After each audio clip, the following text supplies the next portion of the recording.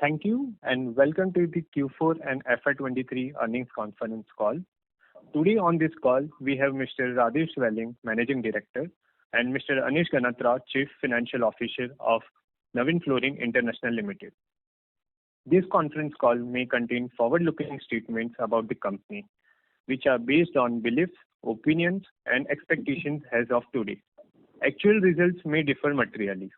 The statements are not the guarantees of future performance and involve risks and uncertainties that are difficult to predict. A detailed safe harbor statement is given on page number 2 of investor presentation of company, which has been uploaded on the stock exchange and company's website as well. With this, I now hand over the call to Mr. Rajesh Welling for this opening remarks. Over to you, sir. Hello, thank you very much. Good evening and a warm welcome to all the participants. I want to take a moment to acknowledge the inconvenience of calling you all on a Saturday evening for an earnings call, as I had to travel for some business from tomorrow onwards. We understand that this may disrupt your weekend plans, and we sincerely appreciate your flexibility and consideration in joining us on short notice. Thank you for your continuous support and commitment to Navin Fluorine. On this call today, I'm joined by Mr. Anish Ganatra, Chief Financial Officer, and our Investor Relations Partner, Orient Capital. I hope all of you got an opportunity to go through our financial results and investor presentation, which have been uploaded on the stock exchanges as well as on the company's website. Let me now start with key highlights for the quarter and year ending FY23, followed by business segment-wise updates, and then we'll take you through financial highlights for the period under review. I'm pleased to announce that our performance in FY23 has achieved several new milestones. For full year FY23, we achieved a key milestone of revenue from the operations exceeding rupees 2,000 crores, operating EBITDA crossed 550 crores, and operating PBT crossed 460 crores. For Q4 FY23, we have reported quarterly revenue of 697 crores. Operating EBITDA has more than doubled at 202 crore on YoY basis.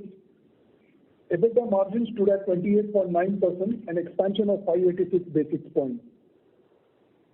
Commercial production at 3 of our new plants, HPP, NPP, and agro-intermediate plant, has commenced successfully in the last fiscal. We have begun commercial production of 2 new molecules at our NPP plant in Q4 FY23 and expect to launch at least 1 new molecule in FY24. R32 capex of rupees 80 crore in Surat will be commissioned as per schedule, and the sales should start from Q2 FY24. This demonstrates the strength of our business model and execution capabilities developed over the years. We improved our performance in uncertain times, captured growth opportunities, executed multiple projects successfully, and accelerated our journey towards becoming the company we want to become in the future. Now some refresh and some additional updates. In line with our growth plans, in March 2023, Navin Fluorine Advanced Science Limited, our wholly owned subsidiary, announced a capital expenditure of rupees 450 crore for setting up a new 40,000 metric tons per annum hydrofluoric acid plant at Dahej. The new capacity is expected to come on stream in 2 years. The capex is starting to progress well and is expected to be commissioned on schedule. With this capacity, we will be prepared to address rising demand in the pharmaceutical and agrochemical sectors, as well as in the emerging areas like EV battery chemicals, solar, etc. Apart from the ongoing expansions, which are scheduled to be completed by FY25, we are in the process of finalizing business plans for 2 projects to be presented to the board for approval in calendar year 2023. These 2 projects are CDMO CGMP4 and another project we've been working on in the specialty sector, the specialty business unit. We have taken our annual planned shutdown for HFO in Dahej, along with annual planned shutdown of one of the HF plants in Surat in the month of April. We are pleased to inform you the Board of Directors have recommended a final dividend of rupees 7 per equity share of face value of rupees 2 each, subject to approval of shareholders. With this, the total dividend for the last year will be rupees 12 for the face value of rupees 2 each. I would now like to discuss the operating performance of each business unit. Happy to report that all our business units, Specialty, HPP and CDMO, delivered highest ever quarterly revenues and profitability. Specialty business continues to deliver strong performance driven by strong partnerships and new technology platforms. We reported revenue growth of 28% on YoY basis at rupees 204 crores for Q4FY23. In the fourth quarter of FY23, introduction of new products has made impact on our performance. These innovative offerings have resonated positively with customers, contributing to our overall growth. Agrochemical intermediate plant achieved optimal capacity utilization in the last quarter. Our HPP business generated revenue of rupees 289 crores, growth of 92% in Q4 FY23 as compared to the same period last year. The recent increase in sales can be attributed primarily on account of increased volume from NFSL, our subsidiary. We are pleased to report that our plant is currently operating at optimal capacity, resulting in desired yields. Furthermore, we are excited to announce that the commissioning of R32 project in Surat is progressing as scheduled, and we anticipate commencing production from beginning of Q2 FY24. We remain committed to driving profitability, enhancing operational excellence, and seizing opportunities for further success. Our CDMO business has reported highest ever quarterly revenue of rupees 203 crores, reflecting YoY growth of 106% as compared to the same period last year. Business is on strong footing and primed for further capacity expansion. Our revenue in Q4 FY23 is doubled, surpassing our stated guidance of approximately $10 million quarterly run rate on an annualized basis. This exceptional performance is testament to the dedication and hard work of our team, as well as to our strong partnerships. This places our CDMO business in a robust position and in an opportune space to pursue further expansion in the future. We are confident in our ability to capitalize on these market opportunities and are actively exploring options for further capacity expansion to meet the increasing demands. I'll now hand over the line to our CFO, Mr. Anish Ganatra, to give you a brief on the financial performance of the company. Thank you very much. Thank you, Rajesh. Good evening to all the participants. I will share the highlights of our performance for FY23 and Q4 FY23, post which we'll be happy to take questions. For FY23, on a consolidated basis, the company reported revenue from operations of rupees 2,077 crores as against rupees 1,453 crores in FY22, a growth of 43% year-on-year. Operating EBITDA stood at 550 crores as against 355 crores in FY22, up by 55%. Operating EBITDA margin stood at 26.5% as against 24.4% in FY22, an increase of 207 basis points. Operating PBT was up 51% at 460 crores for FY23 as against 305 crores in FY22. Operating PBT margin was at 22.2% in FY23 as against 21% in FY22, a jump of 116 basis points year-on-year. Profit after tax stood at 375 crores for FY23 as against 263 crores in FY22, a growth of 43% year-on-year. PAT margin was at 18.1% for FY23 and remained constant against FY22. Now coming to the quarter performance for Q4 FY23, company reported growth of 70% in net revenue from operations to 697 crores against 409 crores in Q4 FY22. Operating EBITDA grew by about 114% year-on-year to 202 crores as against 94 crores in Q4 FY22. EBITDA margin stood at 28.9% for Q4 FY23, an increase of 586 basis points. Operating PBT stood at 180 crores, growth of 120% as compared to the same period last year. PAT stood at 136 crores for Q4 FY23 as against 75 crores in Q4 FY22 with a growth of 81%.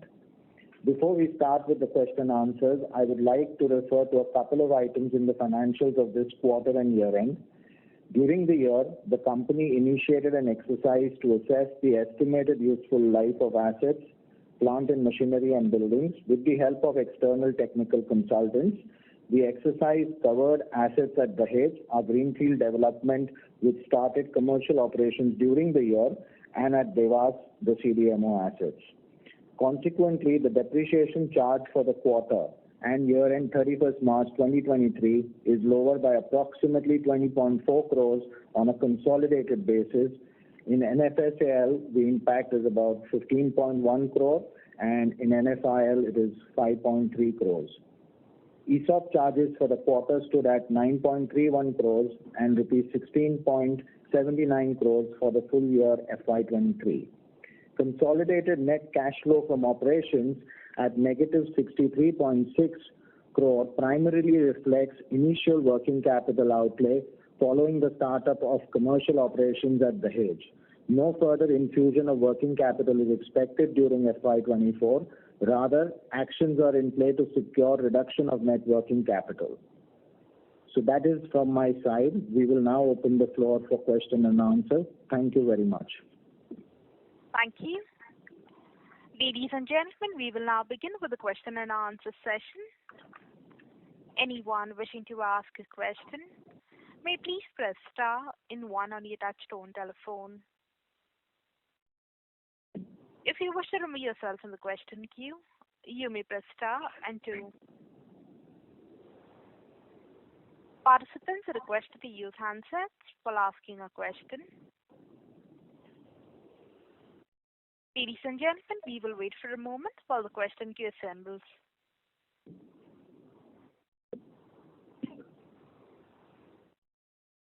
The first question is from the line of Sudarshan Padmanabhan from JM Financial PMS. Please go ahead. Yeah, thank you for taking my questions and congrats on great set of numbers. Sir, my question is, sir, look at the specialty chemicals, you have done fantastically well. And if I look at the last, a few commentaries from some of our peers, it seems to be a little mixed, specifically on the agrochemical side. I mean, some of them talking about higher inventory and prices coming down. Just wanted, your thoughts, on this, given that we have done extremely well hitherto, and, what do we expect going forward? Yeah, thank you very much for that question. I hope you are able to hear me properly. Yes. So, we are really not seeing any impact on the pricing because, as you know, these are all contracted. Most of it is contracted business, and we primarily work with the innovators on the new molecules which are just about to be launched or have just recently been launched. We don't really have much business on the generic side. Your commentary or your question is very relevant for the generic molecules, not so much on the innovator side. Having said that, we have seen some impact, and we expect that for the rest of the year, that is calendar year 23, we will see some impact on one of the molecules. But that's not really that significant in our specialty business. And if you look at on a calendar year 23 basis, the maximum impact was probably in the quarter we just got over, which is Q4 FY23. That impact will actually keep reducing as we move along. But we have been able to develop new opportunities to compensate for the volume that we lost in the last quarter, and that will continue to happen. So overall, we really don't see a significant impact on the inventory in the specialty business side because our business is not so much on the generic side. Sure, sir. And sir, in the specialty side, I mean, what would be the mix of, pharma, agri and, non-pharma, non-agri at this point? Has there been any major change, say, in the fourth quarter versus, what we have done in the past? No, so the guidance that I gave last quarter continues to remain the same. Our specialty business is actually tilting a lot more on the agrochemical side. And as you know, within the specialty chemical, the pharma business was primarily supplying to the Indian generic pharma companies, and we have consciously taken a decision to reduce that particular business. So that, quarter on quarter actually keeps reducing, and our industrial business and our agrochemical business keeps increasing. Sure, sir. The second question from my side, is on the HPP side. I mean, specifically on the HFOs and, the Honeywell contract. Given that over a period of time, I mean, you are going to see the newer gases which are much better, from an environment perspective. I mean, it's heartening to know that we have achieved a fair amount of scale here in a short span of time. Number one, is there, option of scalability, say, assuming the third quarter or the fourth quarter of the coming year? And is there a possibility of more such molecules getting into the pipeline? I mean, from the Honeywell contract or anybody else? No, so our commentary on this remains same. As we had mentioned, our first priority would be to ensure that we stabilize this plant, achieve optimal capacity, and which is what we are currently doing. We'll continue to do that in the calendar year 23. Priority number 2 would be to do the debottlenecking that I had mentioned to you. So we are actually working on that. So that will actually give us additional capacity of at least 20% immediately. That is from the next financial year onwards. And as we speak, we have actually identified a few newer molecules to work with Honeywell on, and that's basically at a very initial stage. That would be our phase 3, priority number 3. Sure, sir. And one question before I join back the queue is on the CDMO part. I mean, we have achieved one of the highest sales we have, done till now. I mean, this sales is driven by, newer molecules coming into the fold or, scale up of existing molecules, some of them hitting the commercials. What is the outlook over here, sir? I mean, I'm not looking at quarter on quarter, but, even at some year, if I'm assuming, say, next couple of years, what is the kind of outlook that we are seeing here? So I think on the CDMO side, we're actually getting very good traction with our key accounts. So there, our existing molecules that we have been working on for the past few years have been scaling very well. Second, we're actually getting a lot of new opportunities with these key accounts. And I'm happy to tell you that some of these opportunities are now even outside of fluorination, because these key accounts have actually started trusting us for manufacturing and delivering products which even outside our core value proposition. So it's primarily driven by this key account relationship, and there it's repeat business and the new opportunities. And new opportunities include fluorinated intermediate as well as non-fluorinated intermediate. Having said that, we've actually continued to bring on board and qualify new customers, but the contribution to the overall sales of these new customers is relatively on the lower side, because as you can imagine, when the relationship starts, it typically starts at a very low volume. But we believe that these relationships will then help us scale up opportunities over a period of time with these customers. So overall, if I look at the pipeline from all these perspectives, gives us a lot of confidence now to start working on the CGMP4, which is going to be a significantly larger plant than 1, 2, or 3. Sure, sir. Thanks a lot, sir. I'll join back with you. Thank you. The next question is from the line of Abhijit Akela from Kotak Securities. Please go ahead. Yeah, good evening, and thank you so much for taking my questions. First question is actually on 2 or 3 financial aspects of the results. So one is with regard to the depreciation amount. If there's any indication you could give us on what the normalized depreciation and amortization number should be going forward now that we've sort of taken a fresh look at the useful life of these assets. Second was just with regard to the sharp increase in other expenses. Are there any one-off items there, or is this a good run rate to work with going forward? And the third one was with regard to the tax rate, which seems to be a little bit on the higher side, given that NFASL should be on a concessional tax rate. So if you could please just elaborate a bit on these three aspects. All right. Hi.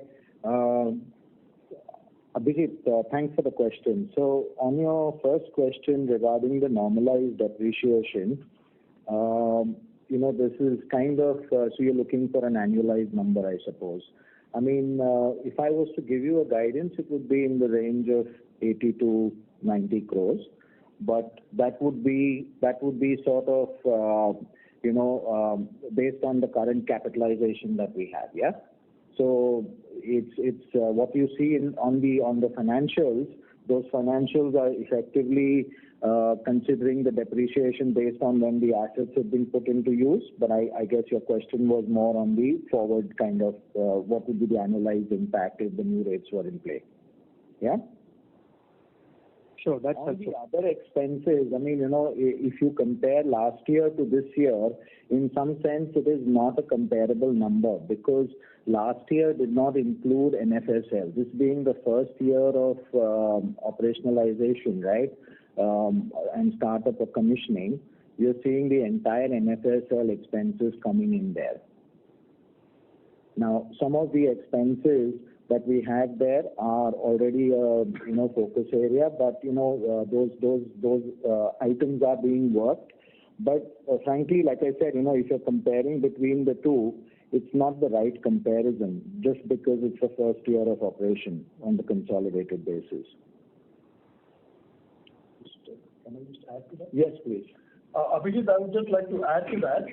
On the other expenses in Q4, there were two charges there which you will actually not see going forward. There was one consulting assignment that we had actually undertaken in Q4. So that's approximately about 5 crore, which basically has been expensed in Q4 and will not come in again. And there were some issues with respect to some of our OSBL in Dahej, because of which there were two line items which actually came in Q4. That's approximately around 10 CR, which will not come in again. So about 15 crore, I would say, is an expense item which actually came in Q4, which will not feature going forward.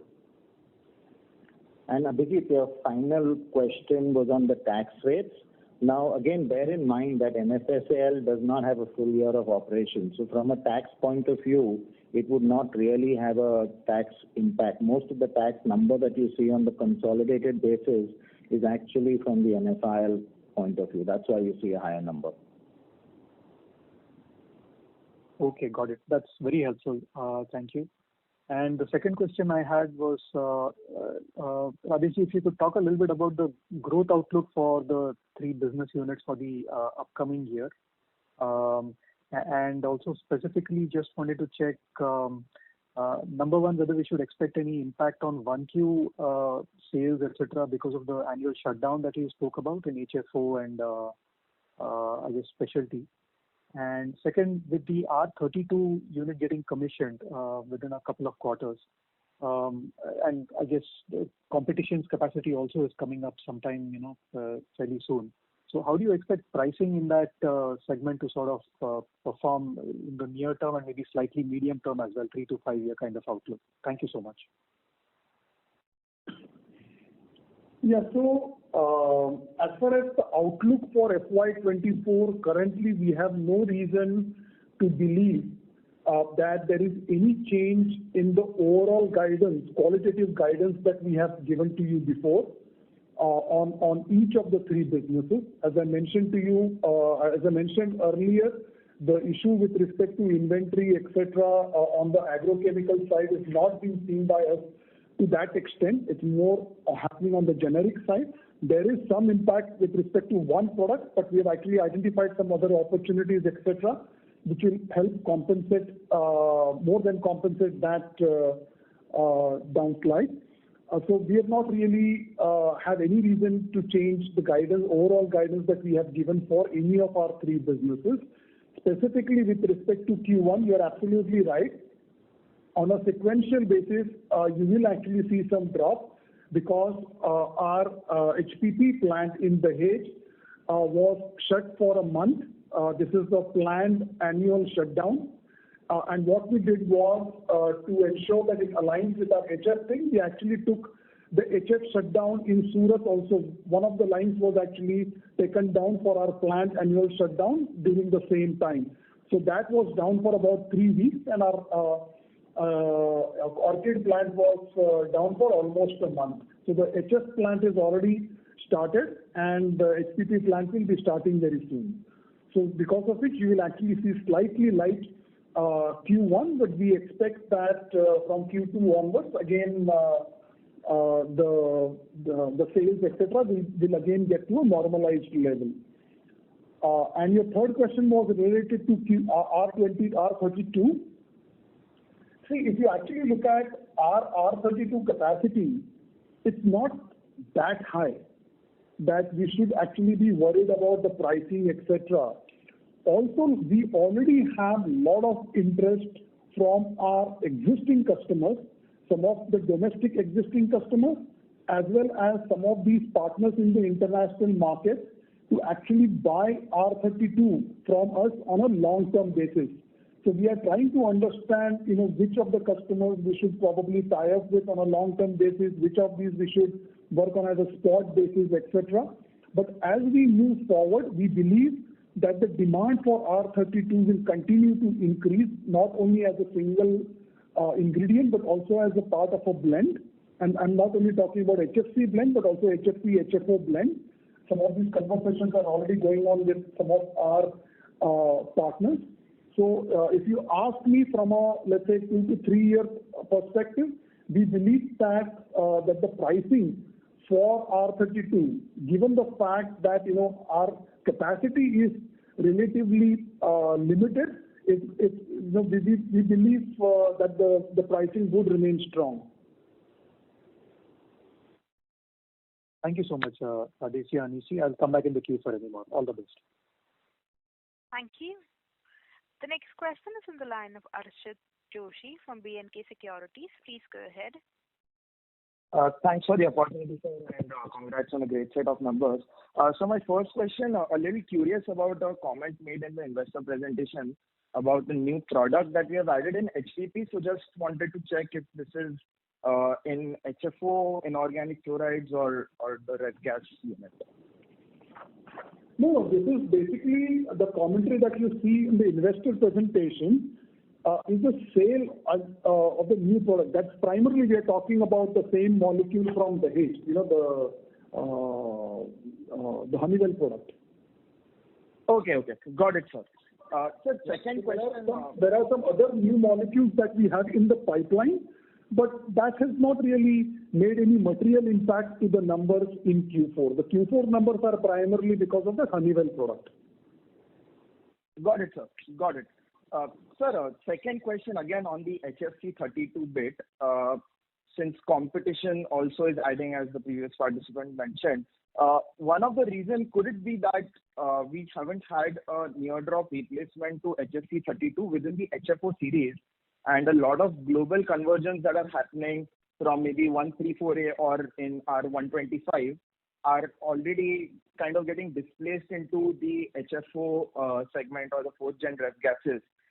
Would that be a fair assumption that HFC 32 demand will be fairly buoyant, and is one of the reasons why as to a lot of companies are adding capacity? Yeah, so first of all, there are not many companies who are adding capacity. I mean, first of all, the only country where you can add capacity is India. And that also beyond December, you cannot do that. So even if you see in India, there are not many companies who are adding capacity. There's a limited capacity addition which is actually coming up. But in terms of demand, you're absolutely right. 134A primarily actually goes into mobile air conditioning. R32 primarily goes into stationary air conditioning. And there in India market, as you know, the penetration is also increasing.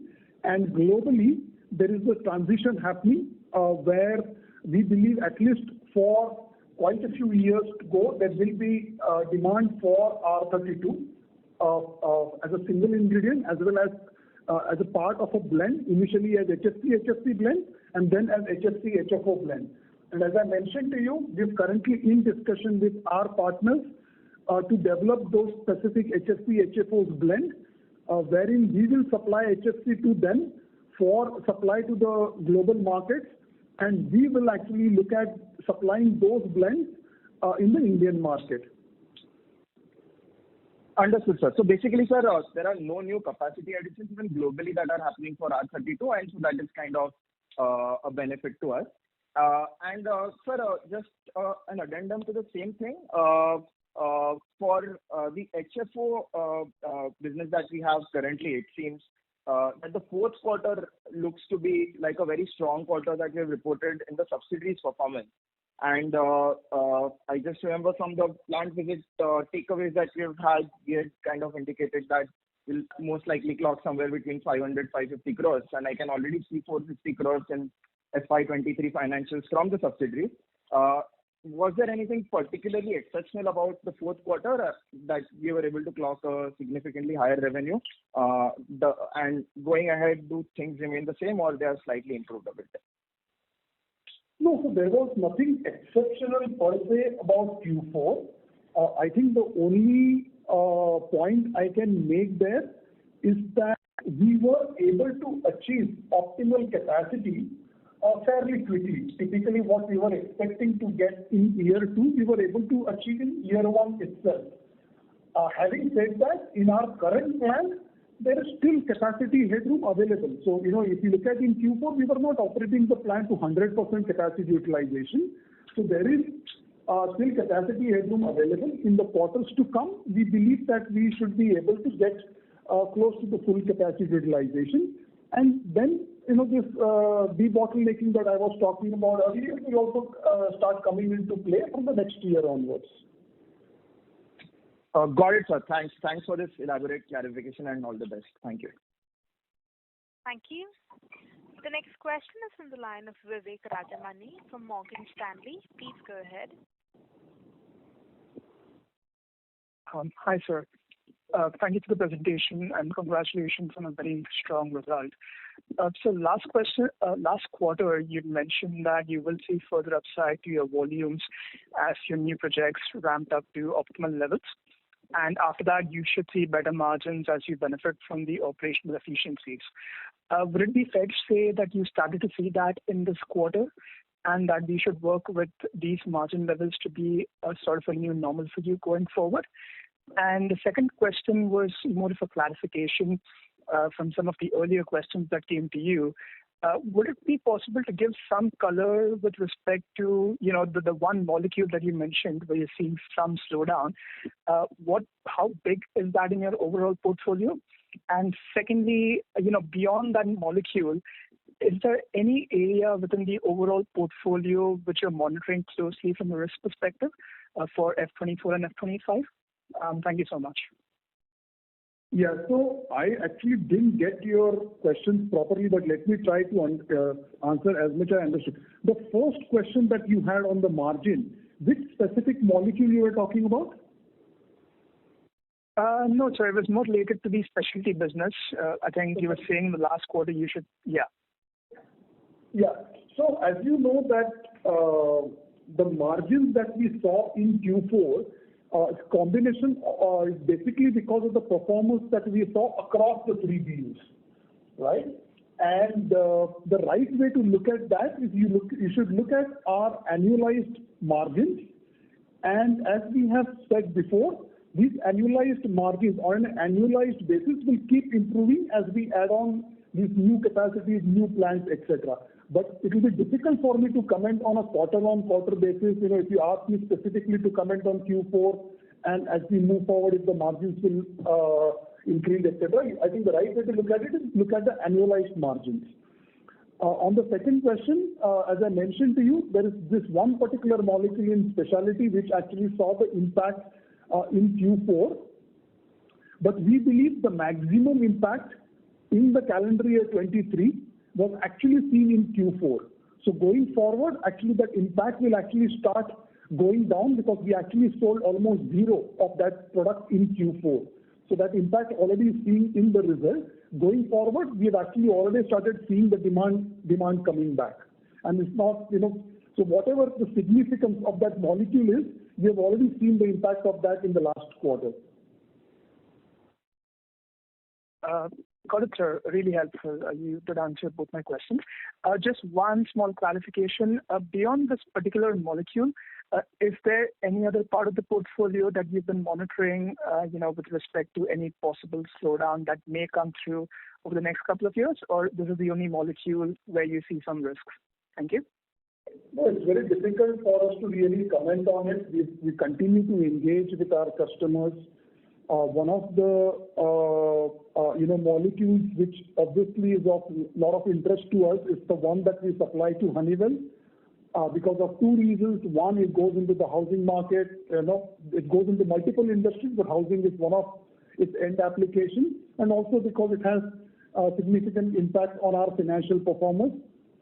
Currently, the forecast that we have received from our customers basically tells us that H2 continues to be in line with what the earlier forecast they have actually given to us. So currently, we don't have any reason to believe that it's going to be significantly impacted in in H2 of calendar year 23, but we continue to closely monitor that. Understood, sir. Thank you so much and all the very best. Thank you. The next question is from the line of Sanjay Jain from ICICI Securities. Please go ahead. Thank you. Thanks for taking my question, Rajesh and Anish. Few from my side. First on the standalone business, if I see X of the CDMO business, it's like declined by 20% YOY. Can you help us understand what all the business, erstwhile specialty, ref gas, inorganic, which is the business causing a 20% decline in the revenue on the standalone basis, excluding NFSI? That's my first question. No, I'm not able to understand. You're talking about Q4 or FY23? No, I'm talking about Q4 in the standalone business. If you look at the revenue, excluding the CDMO business, which again is included in the standalone revenue, if I take that off, there is a decline of 20% YOY in the underlying revenue. These are the non-contracted or the erstwhile before these contracts had those. I guess these are the revenue from those products and lines, and it appears that has declined by 20% YOY. I'm not able to see that, but we just completed the board meeting. So I think let me try to answer that question. If you actually look at the three businesses that we supply from NFIL, there is specialty, there is HPP, and HPP is primarily inorganic and ref gas. Correct. And the third is the CDMO piece. CDMO obviously has increased significantly on YOY basis. But I think your question is primarily NFIL on a standalone minus CDMO, right? Correct. So it's on the inorganic and ref gas side, we are almost flat. There is a slight increase there. On the specialty, you are right. There is a reduction. I don't know exactly how much the reduction is, but it's primarily because of two reasons. One, there is a molecule that we have actually taken to NFSL from NFIL. So there is a small impact on that. The second reason why you see that impact is because of that other molecule that I was talking to you about, where we've actually seen that inventory issue, and most of that was actually seen in Q4, which was actually supplied from Surat. Got it. Because that number appears fairly big. It appears almost 50 crore kind of, because ref gas and inorganic has not fallen. If I attribute everything to that, close to 60 crore impact. No, Yeah, I think but you're expecting the that right to come way back, of looking at that, if you look at the specialty business specifically, I think you should primarily look at NFIL and NFSL together. You should look at the specialty business on whole. And I'll tell you why. For a lot of these molecules, especially that we are doing with the global agrochemical majors, we have now developed capability to do a lot of these molecules both out of Surat as well as out of Dahej. And typically, depending on what new opportunities we get, because as you know, the plant that we have in Dahej is a slightly higher capacity, higher scale, whereas the plants that we have in Surat are relatively smaller scale. So suppose if we get in a quarter an opportunity to do a new molecule, which we can do only out of Surat, not out of Dahej because of the scale, then we move that molecule to Dahej and then we actually put this new molecule out of Surat. Also, there is one molecule that we were earlier supplying on a continuous basis out of Surat. In Q4, we have actually done downstream of that. So what has happened is that molecule has actually gone from Navin NFIL, that is Surat, to Dahej, and we have done the downstream processing there and sold to the customer out of NFSL. But these kind of things are, going to happen on a regular basis. So the right way of looking at it would be to look at it on a console basis, on a business-to-business basis. Fair enough, but just a small clarification from a product moving from Surat to Dahej. I thought NFSL falls under new tax regime of 15%, which says that the new facility should have a new product for the eligibility of that. So moving a product from Surat to Dahej, is that possible thing? Yeah, absolutely. The product that we used to sell out of Surat, that's the molecule we continue to sell. And that product is actually going to the other customers as well as to NFSL. Now, when we transfer it from NFIL to NFSL, it actually goes at a transfer pricing, and then NFSL is not selling that molecule to the customer. There are, 4-5 steps, additional steps that are actually done in NFSL, and the molecule that we are supplying from NFSL is a different one from the one that was supplied out of NFIL. No, it's very clear. Thanks, Rajesh, for that effort to make us understand. Second, on the CDMO side, phenomenal performance. Does this include the 16 million contract revenue also? Have you started supplying that?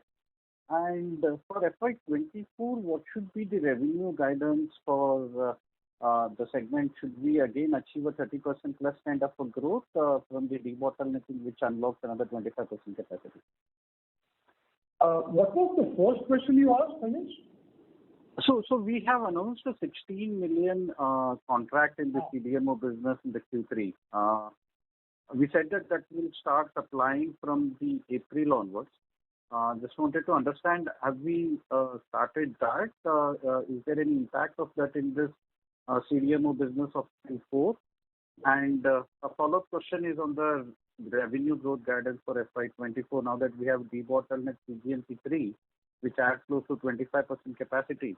So 20% plus growth is doable in FY24. Is that a right assumption?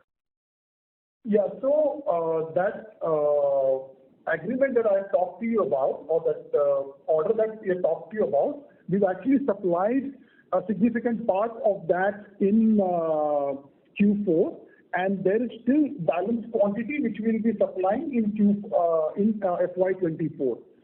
On the second question that you have, yes, we are extremely confident of our growth in FY24 and in the years to come.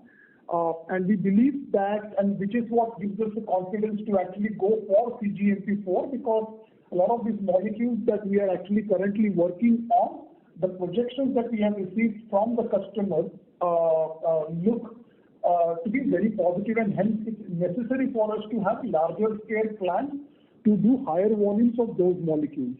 So to your question specifically related to FY24, my answer would be yes. Got it. One last, sorry for squeezing this on the margin. We have earlier said that we will gradually move towards 28 and 30, but surprisingly, that gradual was just a quarter. For the full year, do you think this kind of margin is sustainable with this 29% and we improve on this? No, so as I mentioned earlier to another question, I think the way to look at it is you look at the annualized margin, annualized basis what we delivered in FY23. And as I mentioned before, because there are a lot of things that happen in quarter to quarter, there are some new projects that we undertake, etc., which could skew margins in a particular quarter, either upward or downward. So I think the best way to look at it is you look at the annualized margin of FY23, and you will actually see that that margin has actually improved over FY22, and that is the overall trajectory that we will continue to see on an annualized basis. Clear. And thanks for answering all the questions and best of luck for the future quarters. Thank you. The next question is from the line of Rohit Nagraj from Centrum Broking. Please go ahead. Yeah. Thanks for the opportunity and congrats. So on the HF capacity, so last time we had indicated that we'll be doubling the capacity and debottlenecking is going on. So effectively our capacity after 2 years will get doubled. So are we currently sufficient for the next 2 years? And based on the new capacity that we are planning, how much time we are expecting that this new 40,000 tons capacity will be utilized over, after 2 years once it gets commissioned? Thank you. Yeah, so first of all, as far as the capacity is concerned, we have announced the 40,000 metric ton new plant that we are setting up. It's going to take us about 24 months to get that plant ready. And with that coming in, our capacity would be we'll have significantly more than twice the capacity that we have today. And to your question, will we be deficit? We will have adequate capacity of HF for our own requirement. We probably will not have enough HF to be able to sell in the merchant market. We are actually seeing lot more opportunities to sell in the merchant market, and we would have got those opportunities if we had more HF available. But for our own consumption, we have enough HF. And we believe that we're continuously working on a lot of these other projects. There are some projects which will get commissioned later this year. There are some other opportunities we are working on in our existing 3 BUs as well as some of the newer opportunities. A lot of them are actually going to need HF. So this 40,000 metric ton capacity that we are adding, it's mainly driven by our own requirement of HF versus selling it into the merchant market. So we believe that at least half of the capacity we should be able to use fairly quickly as soon as that plant is ready. And then over a period of time, initially the rest of it we will be selling in the merchant market. But we believe that in the following 3 to 4 years, even that capacity would actually get utilized by us for the downstream opportunities. Yeah, that's fairly clear. Just one clarification on this. In terms of the fluorspar sourcing, have we gotten into any arrangements with any of those suppliers? Yes. Sure. That's then question is on the ESOP charge. So after FY23 ESOP charge during the year, how much of it is left and will come in FY24 and if any for FY25? Thank you. So Rohit, thanks for the question. I mean, you know how this ESOP works, right? I mean, essentially you're doing a Black-Scholes model and then taking the cost into the books, right? And the ESOP, the way it was structured was over a 4-year period. So you will essentially see that the first 2 years of that, the charges will go up, and then the third and the fourth year, the charges obviously come down, because what happens is in year 1, you get the charge for the kind of the first year and the second, and then the second again you get for second, third and fourth, so each progressive year the charge comes down. So if you had to sort of ask me what charge should we expect for the full year, I mean, you should probably take if 16.79 was for half year, I would take about 31 for the FY24. And then it will progressively come down significantly. Sure. This is very helpful. Thanks and best of luck, sir. Yeah. Thank you. The next question is from the line of Krishan Parwani from JM Financial. Please go ahead. Yeah, hi Radeshji. Congrats on a good set of numbers. Thanks for taking my question. So I have like two. The first is on the molecule that you said, there was almost zero volume in the fourth quarter. So is it is this product is the one that where we face the competition from the domestic player? No. This is got nothing to do with the domestic competition.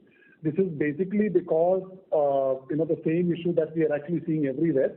There was some inventory build-up at the customer's end. The demand for this molecule continues to remain extremely strong. This is actually a blockbuster molecule, and as we speak, we are actually looking at opportunities to not only expand the capacity in this particular molecule, but also do the downstream AI for this particular molecule. So the overall demand outlook for this molecule continues to be extremely robust. It's a blockbuster molecule and is expected to remain blockbuster for at least quite a few years. It's just that there was a significant inventory build-up in the pipeline, so it is just a question of destocking and restocking. That's about it. And most of that impact, we believe, is behind us now, because a lot of that was actually done in the Q1 calendar year, which is Q4 FY23. Understood, Radeshji. So the second one is on the CDMO front. Given we have seen a sharp jump, as you already highlighted, that some part of the PO is already factored in 4Q. So on a full year basis, more like probably 25-30% kind of a growth run rate that is fair, or how do we see it?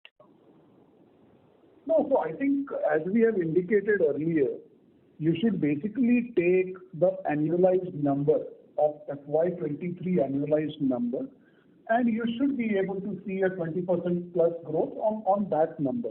But take annualized for FY23, because unfortunately, and it basically impacts us on a positive as well as negative side, is that this business tends to be lumpy, right? I mean, you saw that in Q1 and Q2, we are almost a little softer, and in H2, and I have indicated this right at the beginning of the financial year, that we believe that H1 will be softer and H2 will be stronger, which is exactly what has happened. So if you look at the numbers on an annualized basis, we should be able to show a growth of 20% plus in FY24. Understood. And if I can squeeze the last small clarification. So on the R&D front, are we looking at products like, derivatives of triphilic acids or triphilic anhydrides or something like that? Or where are we, where are our R&D, where's our R&D focus in terms of that? No, so we actually just invested significant amount in our R&D for not only expansion, but a significant upgradation in our R&D setup in Surat. Now, I will not be able to comment on the specific molecules, etc. Typically, these molecules or these opportunities typically get developed in our engagements with the customers. But our focus continues to be in identification and development of new technology platforms which typically the customers are not able to get from other organizations, either in India or outside of India. So our focus is on identification and development of new technology platforms. And once we have those platforms, then those platforms can be used to develop number of molecules based on those platforms. So that is how we typically approach the R&D exercise. Fair enough, Radeshji. Thank you for patiently answering my question. All the best. Thank you. Thank you. Ladies and gentlemen, in order to ensure that the management is able to address questions from all participants in this conference, we request you to limit your questions to 2 per participant only. The next question is from the line of Bhaskar Chakraborty from Jefferies. Please go ahead. Thank you, Mr. Welling. Just wanted to understand what all items apart from HPP are contributing to the difference in revenues between the consolidated line and the standalone line? No, so very simply, the Dahej is under NFSL, and Surat and Devas are under NFIL. But as I mentioned earlier, I would just like to repeat that again. I think the right way to look at our business would be to look at on a consolidated basis.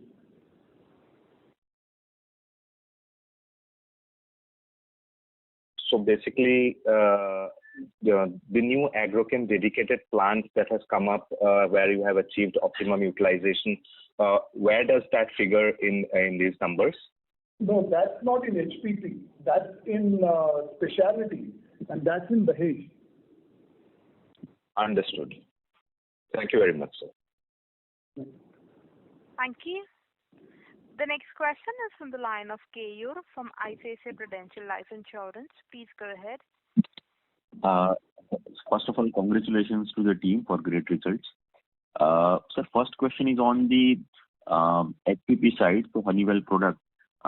In the past conference call, you have mentioned that there may be possibly some slowdown depending on how the demand is in the Western markets. So just your thoughts on how you see HPP Honeywell product ramping up the trajectory of growth and optimum utilization before you go for say debottlenecking. That is first question. Yeah, I think I already have talked about this while answering some of the earlier questions. As I said, we continue to engage with Honeywell to understand how the demand outlook looks for the rest of the year. Currently, our expectation is that, as I mentioned to you in Q4 also, we were not running the plant to full capacity. There is headroom available. And we believe that for the rest of the year, that is rest of the calendar year, we'll probably run to the similar kind of a capacity. And while we do that, we will also work on this debottlenecking project so that that particular capacity comes on stream before end of the current financial year. Okay, understood. Sir, second question is on the two new plants commission. First is dedicated and second is MPP. So just clarification, dedicated is now on quarterly basis. This was fully utilized. And the MPP, so we have as of now commercialized total 3 products of total 5 planned. So how will be the journey from here on, say commercialization of 4th and 5th molecule? So when will we see optimum utilization? No, there is another molecule, as I mentioned to you. So earlier, you're talking specifically related to MPP, right? Correct. Yeah, so earlier, if you remember, we had actually talked about 5 molecules in MPP. 4 of them were agro, 1 was pharma. We actually had said that pharma is something that we will look at later on. Out of those 4, we produced 3 in Q4, not to the full capacity, but we produced 3 and supplied these molecules to the customer. We will continue to produce these 3, and a lot of these are campaign, etc. So they are not going to be, the volumes are not going to be constant quarter on quarter.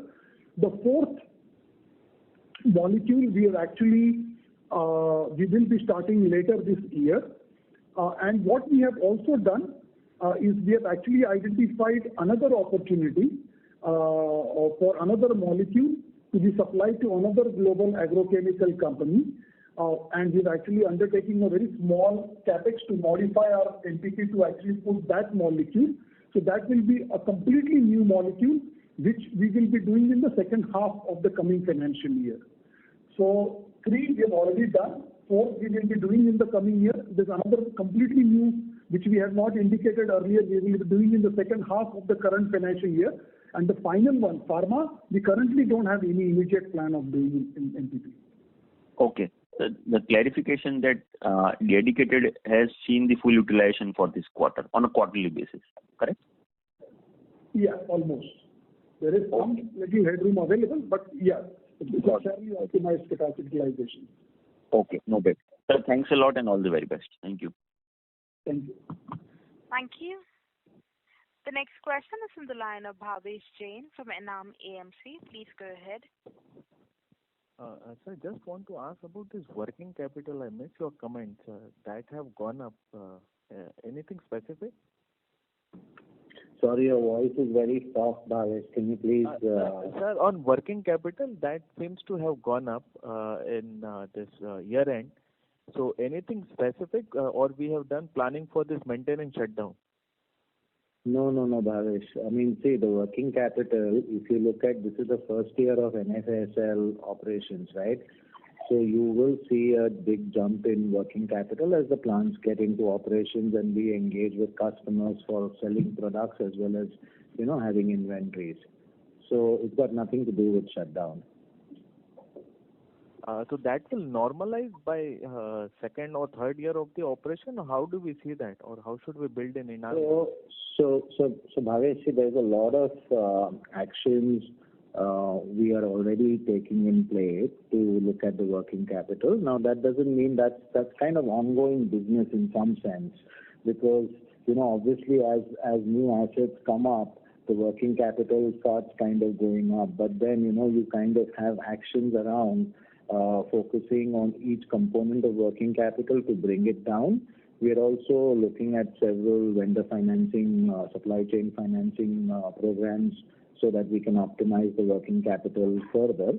All I can say actually is that at this level, we are not looking to increase the working capital. So it will remain at this or go lower actually. That's what you should expect to see, and the benefits won't come as a kind of switch on off, but they will be progressively seen over the year. Okay. And sir, lastly on the capex side, what should we build in for FY24 and 25? For FY24 and 25, I mean, we've already, there's already nectar in the pipeline as you are, sorry. No, so I think there are two capexes that we have already announced. One is the agrochemical capex, and then there is the AHS capex. So those are the two big capexes that we have announced. As you know, there are some minor capexes, that are going on in Dewas, in Surat as well as in Dahej. Apart from that, we will be able to, let you know about any other capex as and when we get approval from the board. But it will primarily be, some of the capexes that I indicated in my opening remarks. Okay. And so lastly, any interest cost we are capitalizing? So on pre-operative basis, it does get. So we follow the accounting standard in that regard. Okay, but Q4, the majority of the finance cost will cover that, right? No, once the plants are operational, we can't capitalize. Okay. Yeah. Thanks a lot, sir. Thank you. Thank you. All the best. Yeah. Thank you. Ladies and gentlemen, due to time constraint, that was our last question. I now hand the conference over to the management for the closing comments. Yeah, I would like to thank everyone for taking time out on Saturday evening and joining on the call. I hope we have been able to respond to your queries adequately. If you have any further queries, you may reach out to our investor relations partner, Orient Capital. Thank you very much and have a great weekend. Thank you. Thank you. Thank you, members of the management team. Ladies and gentlemen, on behalf of Navin Fluorine International Limited, that concludes this conference call. We thank you for joining us, and you may now disconnect your lines. Thank you.